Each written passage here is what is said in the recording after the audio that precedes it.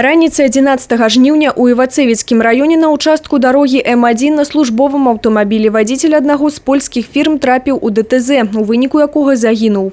47-летний житель города Бреста, управляя автомобилем марки Ивека Дейли, совершил столкновение с остановившимся перед нерегулируемым пешеходным переходом для пропуска пешехода автомобилем марки Mitsubishi под управлением 41-летнего жителя Минского района.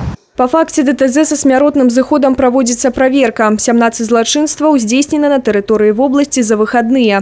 Таксама імёны 6 парушальнікаў закону выявілі праваахоўнікі. Сярод іх разбойнік з заправкі, які ломам пагражаў супрацоўнікам магазина. Сотрудниками уголовного розыска Московского РОВД раскрыт разбой, который 28 числа был совершен на автозаправочной станции города Бреста лицом 1996 года местный житель, который ворвался в помещение магазина и открыто похитил из кассового аппарата 280 рублей. Зараз злачынцы затрыманы, а вось асобу, за якой адбылося наступнае здарэнне, выявіць не ўдалося. Жыхароў 40-го і 42-го дома па вуліцы Машэрава ў Брэсце прыйшлося эвакуіраваць.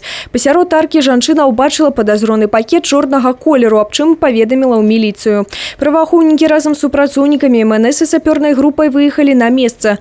Аднак замест выбуховага прыстасавання ў пакеце знайшлі бутэлькі, загорнутыя ў газеты.